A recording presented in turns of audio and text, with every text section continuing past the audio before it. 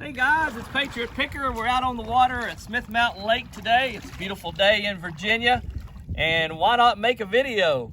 So sit back and let's see what we've got to offer today. All right, let's go.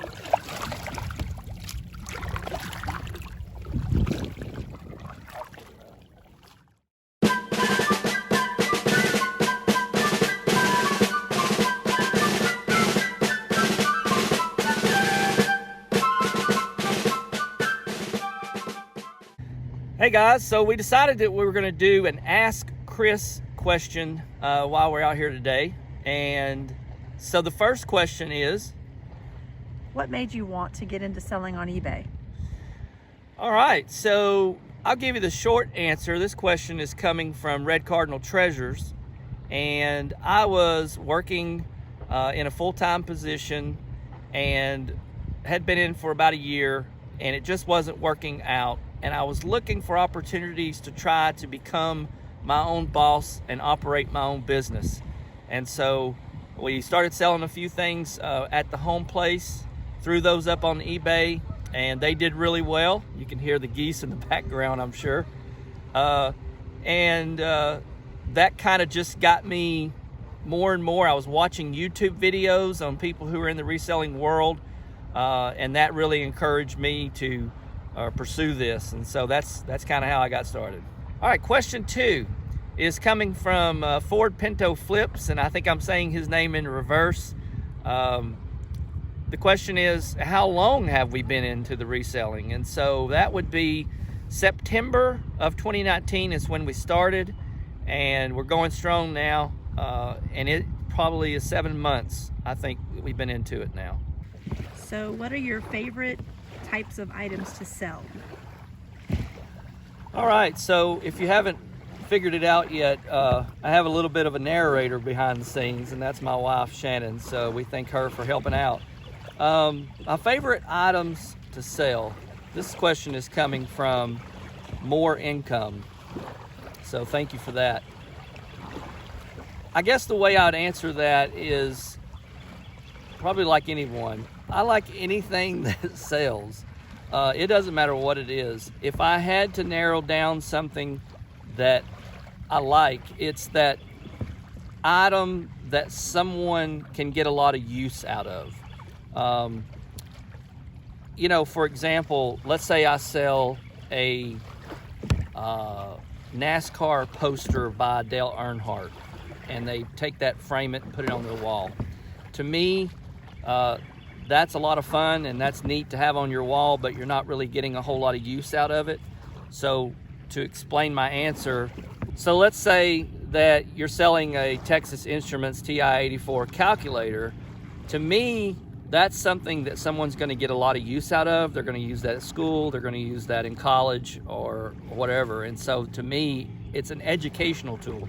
So to answer your question, I like anything that someone can use to grow and learn from. All right, so do you have a regular schedule that you follow for sourcing? All right, so this question is coming in from Just Fire Deals, and I think he might have several parts to this question, his question, so I'm going to answer the first part now. As far as my scheduling for sourcing goes, I do not set a schedule. What I try to do is try to cover several things in a week's time. We have about 5 Goodwill stores in our area that were probably within 45 minutes of each other, and I try to hit those up at least 2 or 3 times a week. That might sound like a lot, but it's not consistent. I don't always do that. There's more times that I will visit one particular store than I will others. And the reason I mention Goodwill stores is because that's where my main source of thrifting has been over the last 3 or 4 months. The warmer weather for spring is coming now, and so folks in Virginia are going to start getting out and yard selling. So I'm looking forward to being able to do a lot more sourcing. But to answer the question, I don't really have a set schedule. I just make sure that I cover what I need to for the week so that I have plenty of items to list. Do you source mostly in your area, and how far do you travel to source products? Great question. Again, the second part to Just Fire Deals question, and I thank you for that. At this point, I would say probably within an hour at this point. We haven't had a whole lot of need to go any further than that because we have had lots of success, like I said, from the 45-minute area around us. As the warmer weather is coming, there's lots of folks that have several different kinds of specialty yard sales. And if there's one that I know about that, say, I live in Virginia, so if there's one that I know is within 2 or 3 hours, and it's a really one, you know, it's famous and is going to be something that you're going to find a lot of good items at, I would travel to that and plan for that accordingly. But I'm not going to go, you know, state to state at this point. I think my income level and my growth in my business is going to be a lot larger before I start making those kinds of decisions. Here's a question from Mark Hodgins. He says he has trouble selling puzzles. What's the trick? What's the trick? Thank you for the question, Mark. I don't think there is a trick. I think it's just a streak of luck. No, I'm just kidding. There are a few things that I tend to think about when I sell puzzles. The number one thing is when I'm in and I'm sourcing for puzzles, the one thing that I'm always looking for, and I've just kind of fell into understanding this, there are certain brands of puzzles that are more popular than others. And a few of those are any of the White Mountain series, Buffalo, Disney, and if you ever run across any that are by an artist named Charles Wysocki, and any themed puzzles, you know, old vintage ones, you know, Star Wars, your older Disney movies, and even some of the newer Disney movies, Little Mermaid, those kinds of things are popular with kids. The second thing I would say is that you know, you've kind of earned a reputation after a while of selling these things, and buyers look at your feedback. And so if you've got a lot of positive feedback there, that's helpful as well. So that could be one of my tricks.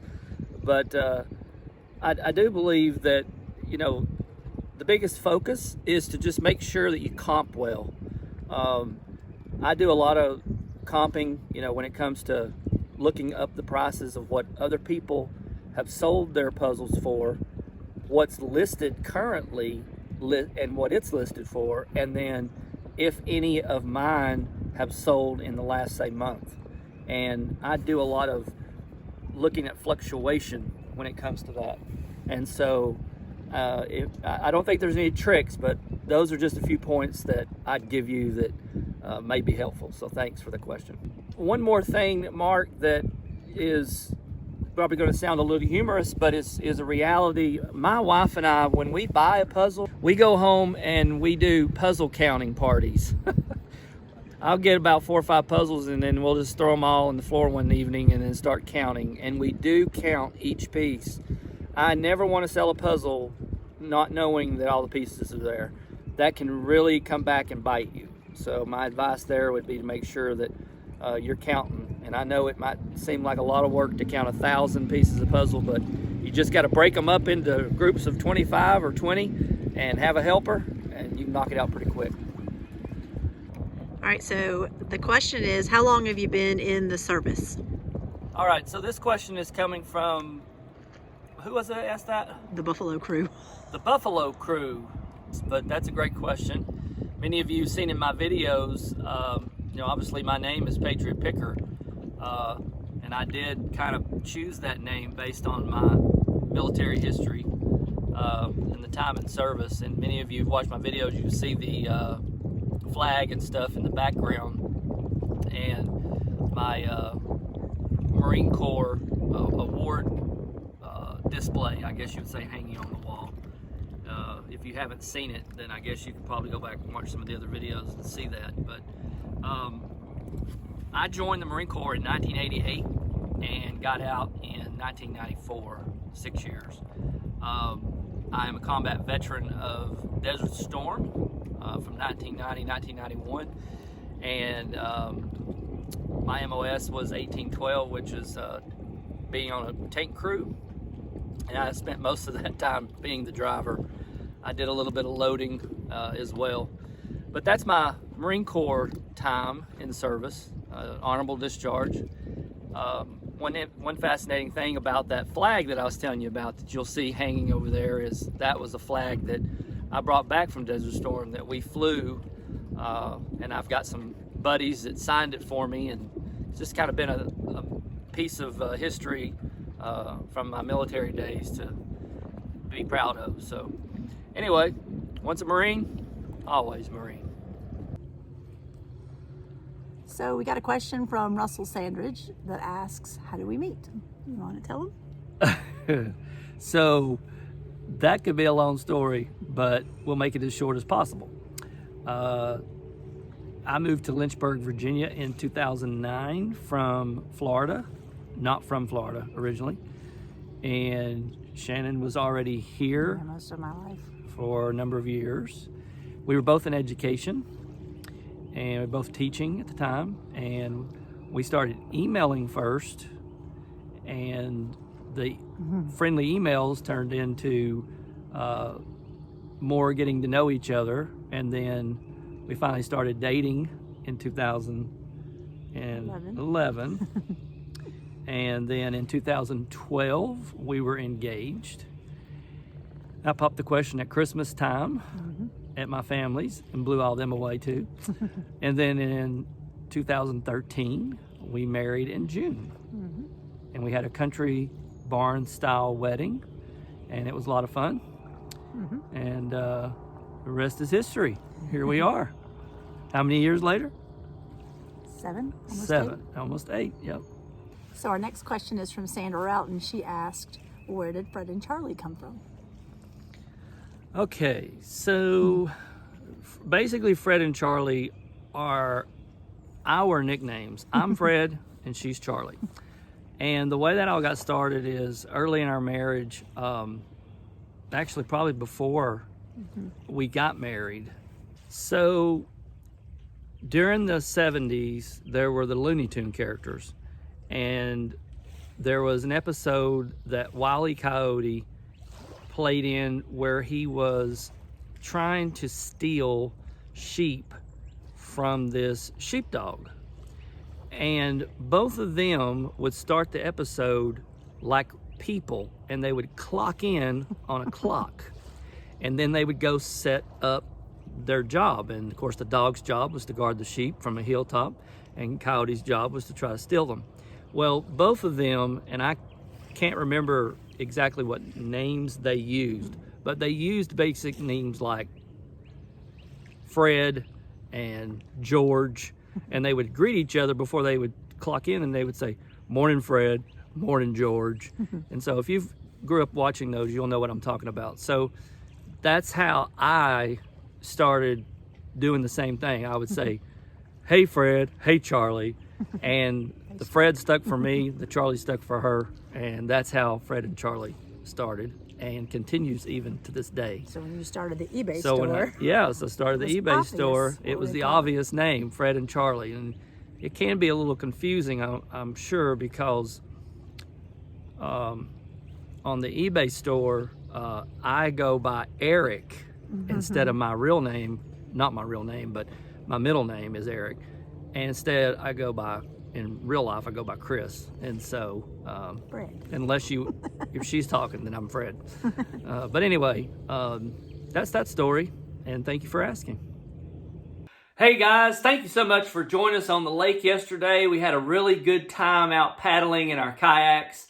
As you probably could tell from watching the video, it was a beautiful day to be out on the water. And we just want to say thank you for everyone who has commented and presented those questions to us. We have a lot of fun going and looking over those and giving the feedback. And we'll continue to do more videos like this where we ask Chris some questions from your comments. And so keep remembering to comment, by the way, because our goal to reach 500 subscribers is still going on. And I apologize that I've been out of the loop for a few days on making videos. I'm back in the loop again. I needed some time to just kind of decompress and to spend a little time de-stressing there. And that was one reason we were out on the water yesterday, is practicing our social distancing. And but we are back in the saddle again now and ready to go, and there'll be more videos to come and follow. So thank you so much. Thank you all the new subscribers that have joined the Patriot Picker family. We're excited you've come on board, and just looking forward to you growing with us and going with us on our adventures. So more videos to come, and until then, this is Patriot Picker, and we'll catch you guys again on the flip side.